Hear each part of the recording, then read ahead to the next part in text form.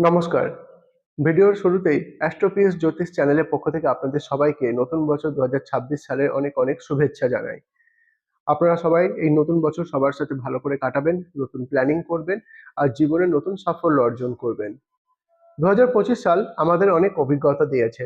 অনেকেই সাফল্য পেয়েছেন। কিন্তু এই অভিজ্ঞতা কাজে লাগিয়ে নতুন বছরে আমরা নতুন কিছু সাফল্য অর্জন করতে পারবো? অথবা যারা কোনো সাকসেস পেয়েছেন তারা কি ২০২৬ এ সেটা কন্টিনিউ করতে পারবে অথবা বেটার কোনো অপরচুনিটি পেতে পারবে? জানবো। নতুন বছরে কেমন যাবে আপনার কর্মজীবন? চাকরি বা ব্যবসায় কি উন্নতির যোগ আছে? প্রেম ও দাম্পত্য জীবনে কি কোনো সুখবর আসতে চলেছে? কোন রাশির জাতক জাতিকাদের নিজের স্বাস্থ্যের প্রতি বেশি নজর দেওয়া প্রয়োজন? এসব জানার কৌতূহল প্রায় সবার আছে। সূর্য, চন্দ্র, মঙ্গল, বুধ, বৃহস্পতি, শুক্র, শনি ও রাহু কেতু এই ৯টি গ্রহ আমাদের জীবনের ওপর প্রত্যেকটা মুহূর্তে প্রভাব ফেলে চলেছে। তাদের অবস্থান, দৃষ্টি ও রাশি পরিবর্তন নিয়ে আসে জীবনে নতুন ফল। বৃহস্পতি এই বছর ২০২৬-এ দুইবার তার রাশি পরিবর্তন করবে। ২ জুন বৃহস্পতি মিথুন রাশি থেকে কর্কট রাশিতে এবং ৩১ অক্টোবর ২০২৬ কর্কট রাশি থেকে সিংহ রাশিতে গোচর করবে। শনি গোটা বছর ধরে মীন রাশিতে থাকবে। শনির এই মীন রাশিতে অবস্থানের ফলে মেষ রাশি, কুম্ভ রাশি এবং মীন রাশির সাড়ে সাথে কন্টিনিউ থাকবে এবং সিংহ আর ধনু রাশির ঢাইয়া চলবে। রাহু ৫ ডিসেম্বর ২০২৬ কুম্ভ থেকে মকর রাশিতে, কেতু ৫ ডিসেম্বর ২০২৬ সিংহ থেকে কর্কট রাশিতে গোচর করবে। এসব গ্রহের রাশি পরিবর্তনের ফলে কি হবে এবং নতুন বছর কেমন কাটবে এটা জানার জন্য ভিডিওটা শেষ পর্যন্ত অবশ্যই দেখবেন।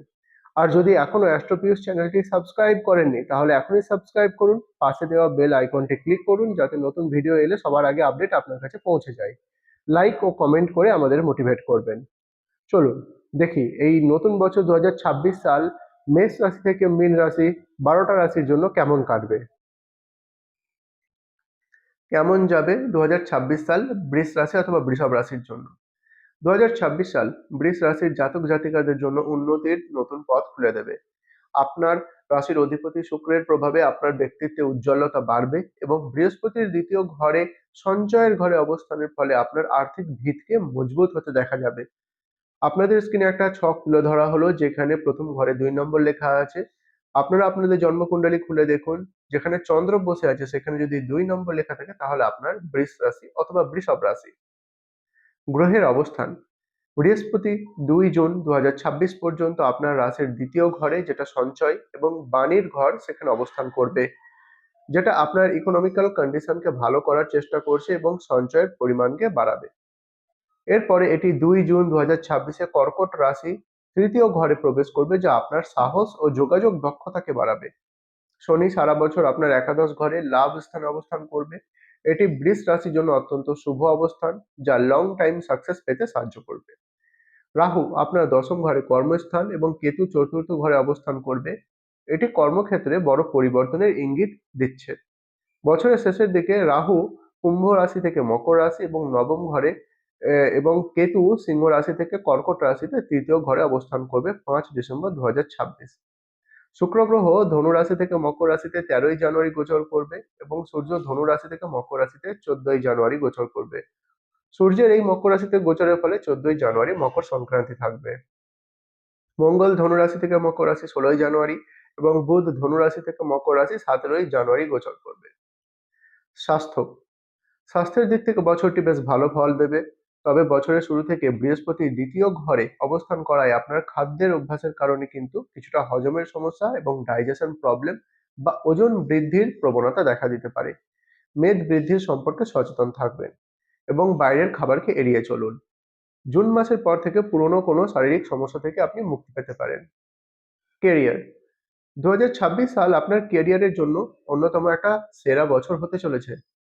দশম ঘরে রাহুর প্রভাবে আপনি গতানুগতিক কাজের বাইরে নতুন কিছু কাজ করার সাহস পাবেন, নতুন কিছু কাজের সঙ্গে যুক্ত হতে পারেন। কর্মক্ষেত্রে আপনার প্রভাব, মান সম্মান এবং গ্র্যাভিটি বাড়বে। যারা মিডিয়া, টেকনোলজি, ফিল্ম, ক্রিয়েটিভ ফিল্ডে আছেন তারা বিশেষ নাম যশ খ্যাতি অর্জন করবেন।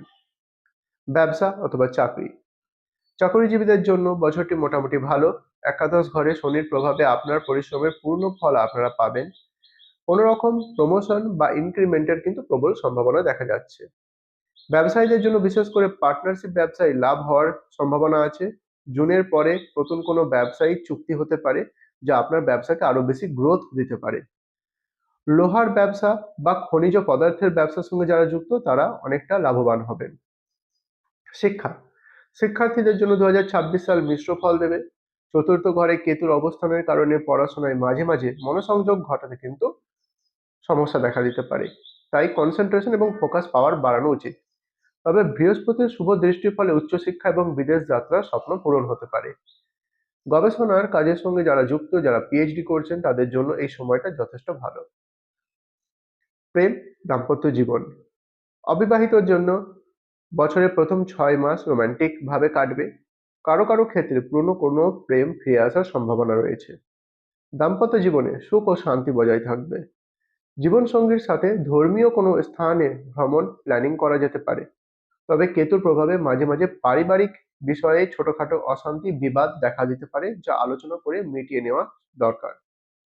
ইনভেস্টমেন্ট বা বিনিয়োগ, আর্থিক দিক থেকে শনির শুভ অবস্থানে আপনার সেভিংস বা সঞ্চয় বাড়বে।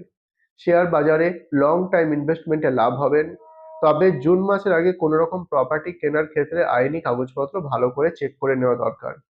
এই বছর আপনি সোনার গয়না বা দামি ধাতুর জিনিসে ইনভেস্ট করতে পারেন। সতর্কতা এবং উপায়, রাহুর প্রভাবে কর্মক্ষেত্রে ওভার কনফিডেন্স হয়ে কোনো ভুল সিদ্ধান্ত নেবেন না।